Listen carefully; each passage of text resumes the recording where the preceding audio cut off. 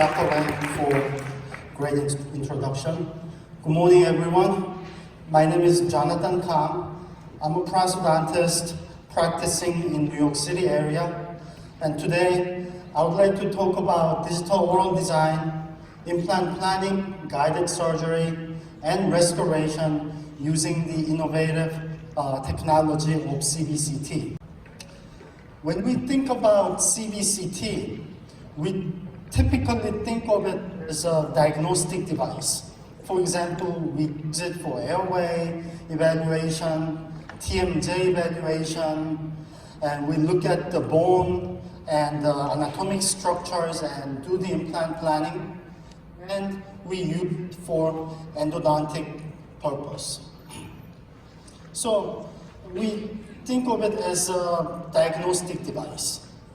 And this morning, I would like to challenge and I would like to change this common misconception about CBCT. And I would like to prove that the CBCT is a prosthodontic and restorative device. As a prosthodontist, I do a lot of full mouth reconstruction at my office, and whenever I do full arch or full mouth reconstruction, I should be very careful about the patient's midline and the position and angulation of maxillary anterior teeth and occlusal plane and occlusal canting, like in these cases. But when we evaluate the midline and occlusal plane, our method are kind of primitive. We use floss, we use ruler and fox plane, and we just look at the patient in front with one eye closed. And that's very crude. And we have a device like this. It's a dentofacial analyzers from various companies. And it seems like an improvement, but still, we have to rely on our visual perception that can be easily distorted. For example, let's look at this fighter jet. This is a F-22 Raptor stealth fighter. And when we look at this in the front, this fighter jet looks very symmetrical. But if I place a grid, we can easily notice that it is not symmetric. The left wing is lower than the right wing. So our visual perception can be affected and distorted very easily. Nowadays, a lot of CBCT companies come with the 3D facial scanner, and it is a very useful device in finding the midline, a proper midline. The CBCT contains both soft tissue information and hard tissue information. I always try to look at the facial midline from the CBCT data. And I also try to find the skeletal midline as well. When we look at the various literatures, finding the proper midline is a tricky business because our facial skeleton is not very symmetric. We have to use some landmark to find the proper midline, but our structures are distorted. And Fahad Naini published an article in Facial Aesthetics, and he found that the upper facial third orbital area is very stable, and we can use it as a landmark. So with the CBCT, the first thing that I do is a CBCT reorientation.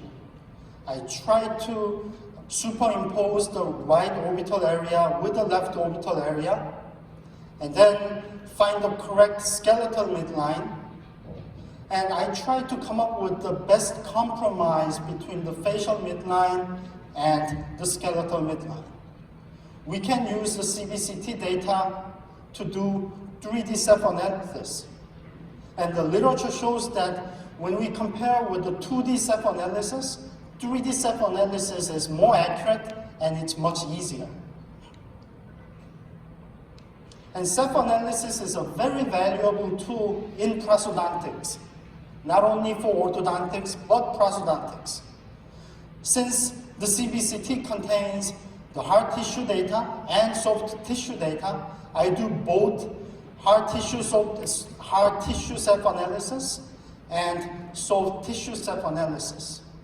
With hard tissue self-analysis, I look at, I try to evaluate video, occlusal plane, and the position and angulation of a central incisor.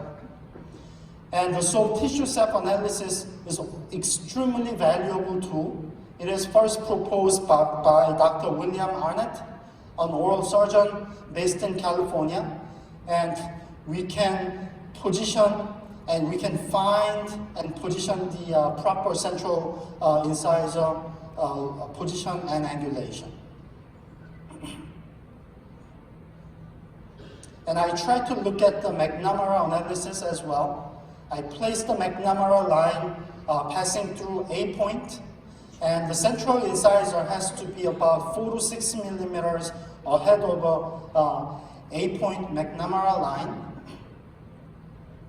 And when I do hard tissue self-analysis, I look at the FMA value and FH to OP and Y-axis. These three values tell me about vertical dimension of occlusion.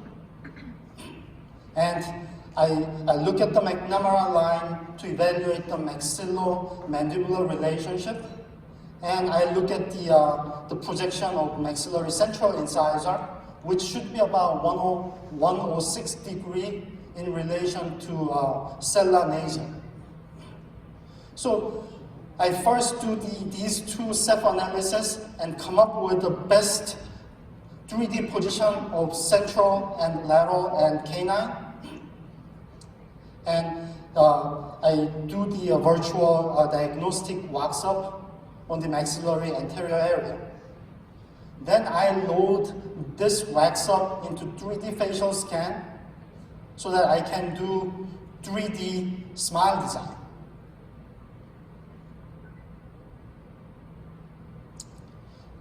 The picture on the left side is a virtual plan, and picture on the right side is a final outcome.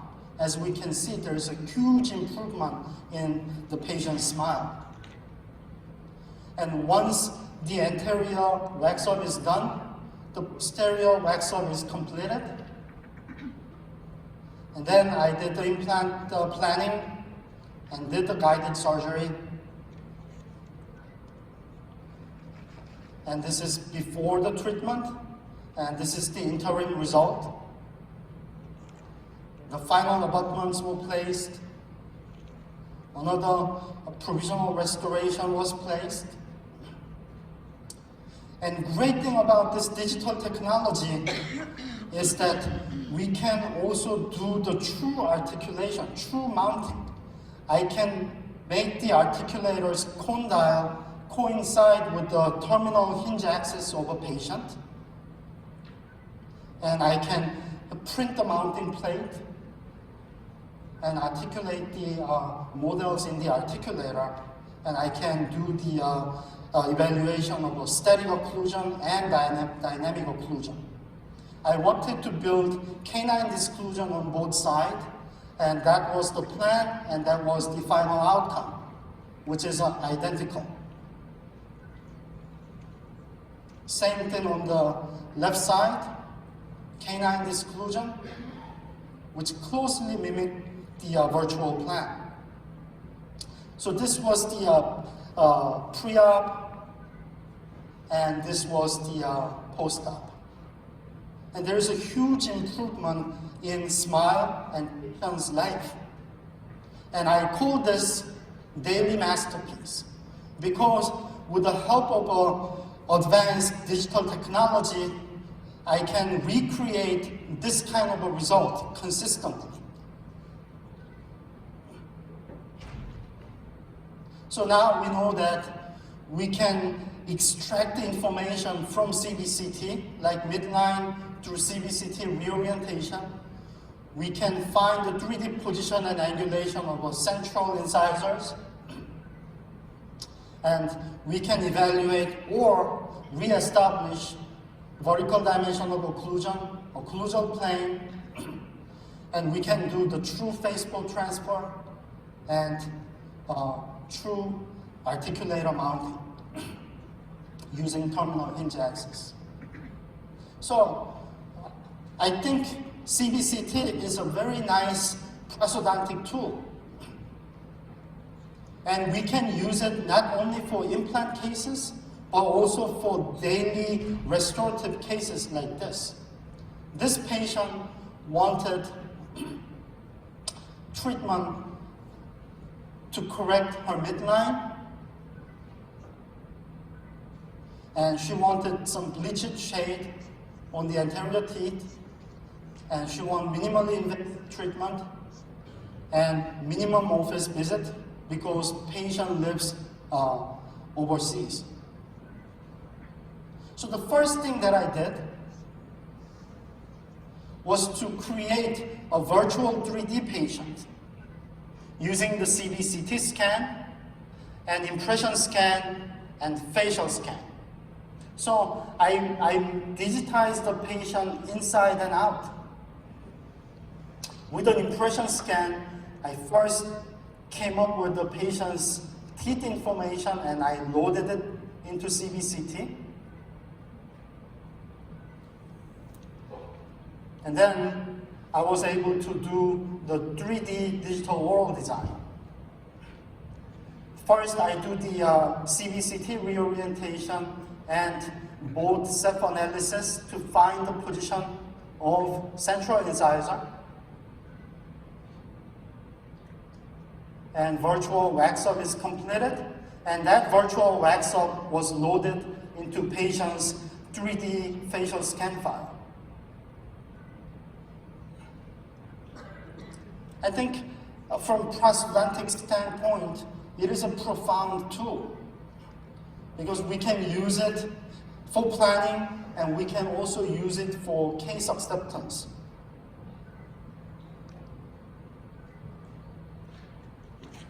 Again, I wanted to do the true articulation, so I first find the patient's terminal hinge axis and make it coincide with the articulator's hinge. And I can also find the occlusal plane, and we borrow this concept from Broderick Analyzer. And I can mount the case in Frankfurt horizontal plane or axis orbital plane or campus plane. I personally like to use Frankfurt horizontal plane. So the virtual wax-up is done and it is loaded into the articulator. And I was able to evaluate the occlusion in static and dynamic way. And the virtual wax-up was 3D printed and came up with the prep guide and the provisional bridge. Then the rest of the procedure is easy. I just grind teeth and do the preparation of bridge and cemented the provisional restoration at the second visit. This was the final outcome. Patient wanted very white teeth. I wanted to build a natural looking anatomy, but patient always want white teeth. And patient was very happy with it. So I satisfied her needs. When we go to a big dental meeting like AAID or ICOI or AO, the big topic nowadays is a digital dentistry. And the hottest gadget that we all would like to get is intraoral scanners. I'm a huge fan of intraoral scanners for about 15 years. I first started with the CEREC, and later on I got iTero, and about 3 years ago I upgraded my system to reshape Trios 3, the wireless system. And I use it for small span cases only. When we look at today's literature, or when we look at all the literatures, one thing that we can find is that the scientific journals and referee journals are not very favorable about intraoral scan technology. And that same thing can be found in 2019 literature. When we look at the scanner, we talk about trueness, and I'm not going to go through all these literatures, but whenever we do extensive case with the intraoral scanner, the precision is low and trueness is low. And we must not use the scanner when the pontic space is more than 4 teeth. And we must not use the intraoral scanner, for full arch cases. That's what today's literature tells us. So please avoid using cases like this for long span pontic space. Do not use intraoral scanners. I challenged myself and I wanted to find out if intraoral scanner can handle this kind of a case. First of all, this is a full arch case, which I should not use an intraoral scanner. And on the anterior area, the pontic space is more than 4 teeth. So when you use an intraoral scanner, it gets distorted like this. This is a very typical finding. And the result will be the open margin. Then this impression scan technology, CT scan technology, comes in very handy because we can scan the impression and we can digitize it right away. We have a direct digitization method. We can place a scan body and digitize the patient intraorally by using intraoral scanner and come up with the scan data like this. But we have to deal with the patient movement, saliva, and light reflection from metal, and flabby soft tissue, and small FOB intraoral scan. And these factors all contribute to distortion of intraoral scan data. Then we have to think about indirect digitization. The typical method is a model scanning through desktop scanner. And we can directly scan the impression using the desktop scanner. But what about the model scanning through desktop scanner? We can make the rubber impression and pour it up and make a stone model, and then use the scanner to digitize it. But in this workflow, the problem is plaster work. The plaster work it involves a lot of human error, and the plaster itself expands a lot. When we look at the classic prosthodontic literature, the plaster stone expands for about 3 days, and we must not use the plaster model for about 3 days. But realistically, does any lab do that? No.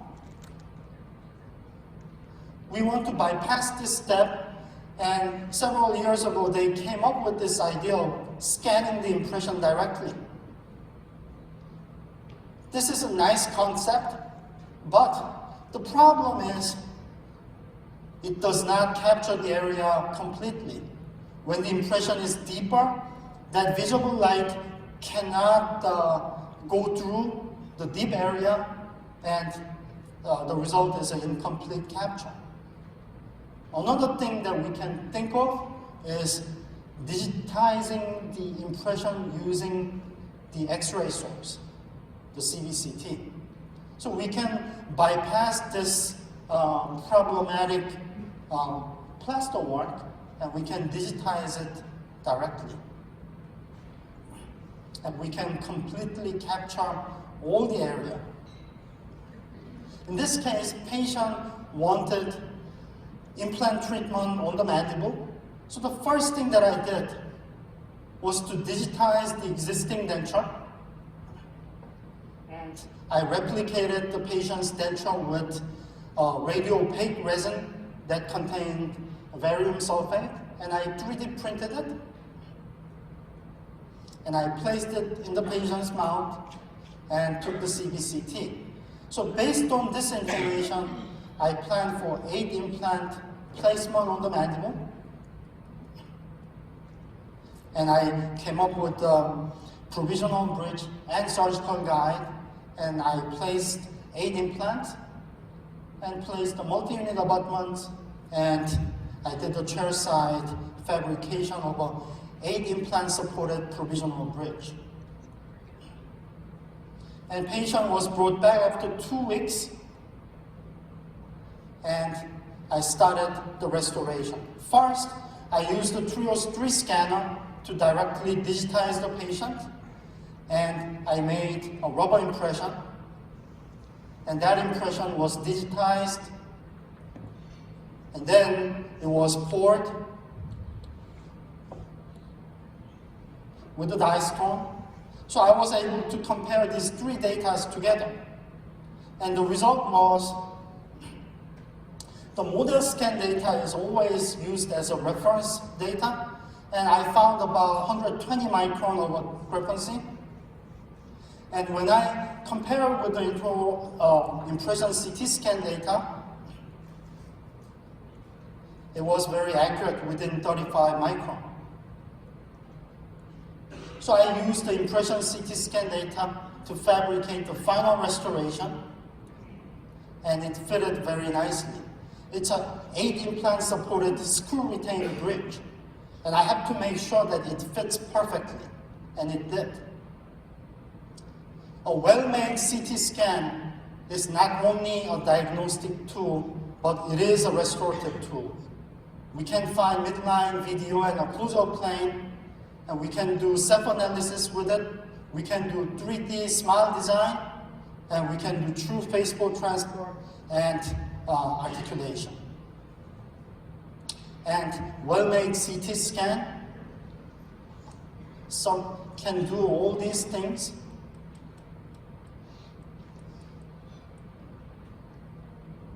And it can function as an intraoral scanner and a facial 3D scanner and virtual articulator and faceable transfer system. And it can replace the Smile Design app, and it can replace the implant planning software. I only had 20 minutes, so I had to go really fast, and that's the end of my presentation. Thank you so much.